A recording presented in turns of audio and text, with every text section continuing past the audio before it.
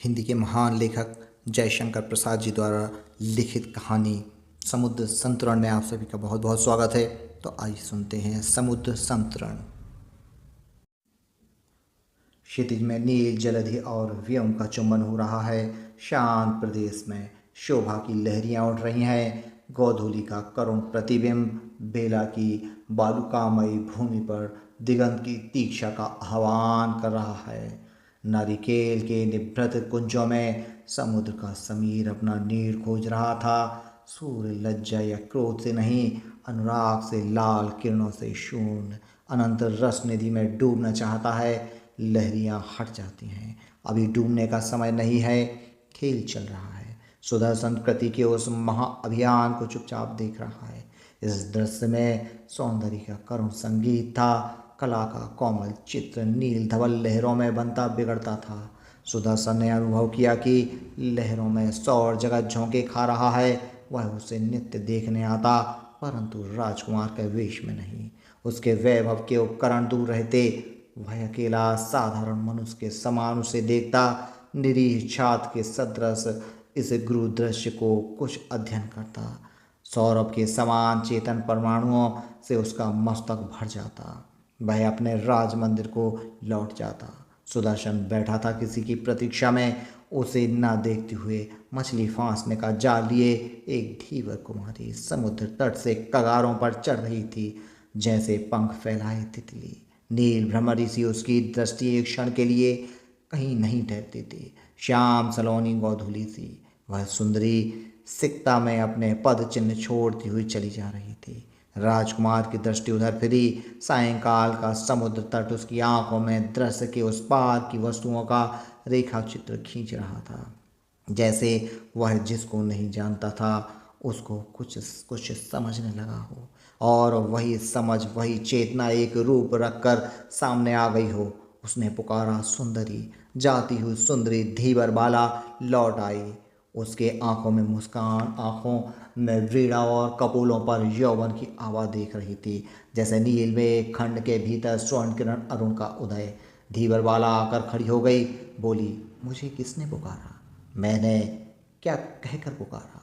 सुंदरी। क्यों, मुझ में क्या सौंदर्य है? और है भी कुछ तो, क्या तुम में विशेष? हाँ, मैं आज तक किसी को सुंदरी कहकर नहीं पुकार सका था, क्योंकि यह सौंदर्य विवेचना मुझ में अब तक नहीं थी। आज अकस्मात यह सौंदर्य विवेक तुम्हारे हृदय में कहाँ से आया? तुम्हें देखकर मेरी सोई हुई सौंदर्य तृष्णा जाग गई, परंतु भाषा में जिसे सौंदर्य कहते हैं वह तो तुम में पूर्ण है। मैं यह नहीं मानता, क्योंकि फिर सब मुझी को चाहते, सब मेरे पीछे बावले बने घूमते। यह तो नहीं हुआ। मैं राजकुमार हूँ। मेरे वैभव का प्रभाव चाहे सौंदर्य का सृजन कर देता हो, पर मैं उसका स्वागत नहीं करता। उस प्रेम निमंत्रण में वास्तविकता कुछ नहीं। हाँ, तो तुम राजकुमार हो, इसी से तुम्हारा सौंदर्य सापेक्ष है। तुम कौन हो? धीवर बालिका। क्या करती हो? मछली फांसती हूँ, कहकर उसने जाल को लहरा दिया।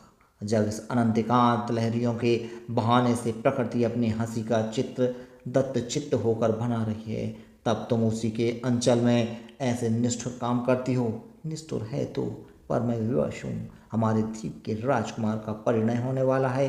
उसी उत्सव के लिए सुनहली मछलियाँ फांसती हूँ, ऐसी ही आज्ञा है, परंतु वह ब्याह तो होगा ही नहीं। तुम कौन हो? मैं भी राजकुमार हूँ। राजकुमारों को अपने चक्र की बात विदित रहती है, इसलिए कहता हूँ। धीवरवाला ने एक बार सुदर्शन के मुख की ओर देखा, फिर कहा, तब तो मैं निरीह जीवों को छोड़ देती हूँ। सुदर्शन ने कुतूहल से देखा। बालिका ने अपने अंचल में सुनहली मछलियों से भरी हुई मूठ समुद्र में बिखेर दी, जैसे जल बालिका वरुण के चरण स्वर्ण सुमनों का उपहार दे रही हो। सुदर्शन ने प्रगल्भ होकर उसका हाथ पकड़ लिया और कहा, यदि मैंने झूठ कहा हो तो कल फिर जाल डालूंगी। तुम केवल सुंदरी ही नहीं, सरल भी हो, और तुम वंचक हो। कहकर धीवरवाला ने एक निश्वास ली और संध्या के समान अपना मुख फेर लिया। उसकी अलकावली जाल के साथ मिलकर निशीथ का नवीन अध्ययन खेलने लगी। सुदर्शन सिर नीचा करके कुछ सोचने लगा। धीवर बालिका चली गई। मौन अंधकार टहलने लगा। कुछ काल के अंतराल दो व्यक्ति एक अश्व लिए आए। सुदर्शन से बोले, श्रीमान, विलंब हुआ, बहुत से निमंत्रित लोग आ रहे हैं। महाराज ने आपको स्मरण किया है। मेरा यहाँ पर कुछ खो गया है, उसे ढूंढ लूँगा तब लौटूंगा। श्रीमान रात्रि समीप है, कुछ चिंता नहीं, चंद्रोदय होगा। हम लोगों को क्या आज्ञा है? जाओ। सब लोग गए।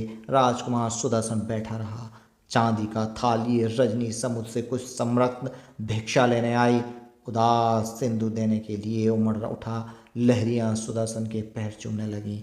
उसने देखा दिगंधक विस्तृत जलाधि पर कोई गोल और धवल पाल उड़ाता हुआ अपनी सुंदर तरणी लिए हुए आ रहा है। उसका विषय शून्य हृदय व्याकुल हो उठा।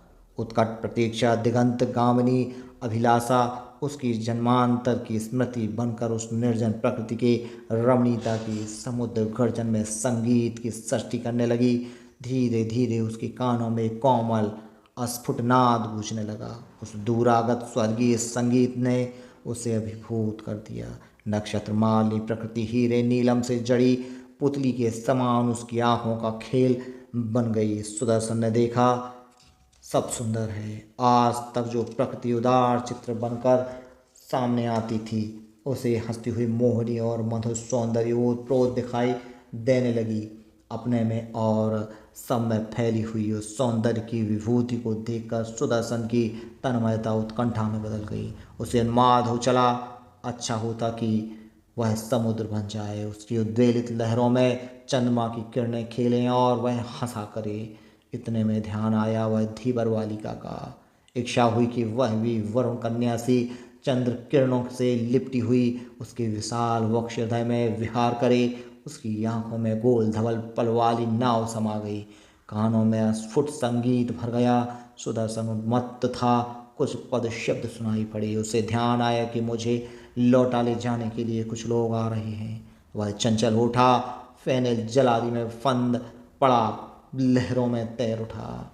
बेला से दूर चारों ओर जल, आंखों में वही धवल पाल, कानों में स्फुट संगीत। सुदर्शन तैरते तैरते थक चला था। संगीत और वंशी समीप आ रही थी। एक छोटी मछली पकड़ने की नाव आ रही थी। पास आने पर देखा धीवर बाला वंशी बजा रही है और नाव अपने मन से चल रही है। धीवर बाला ने कहा, आओगे? लहरों को चीरते हुए सुदर्शन ने कहा, कहाँ ले चलोगी? पृथ्वी से दूर जल राज्य में, जहाँ कठोरता नहीं, केवल शीतल कोमल और तरल आलिंगन है। प्रवंचना नहीं, सीधा आत्मविश्वास है। वैभव नहीं, सरल सौंदर्य है। धीवर बाला ने हाथ पकड़कर सुदर्शन को नाव पर खींच लिया। दोनों हंसने लगे। चंद्रमा और जल निधि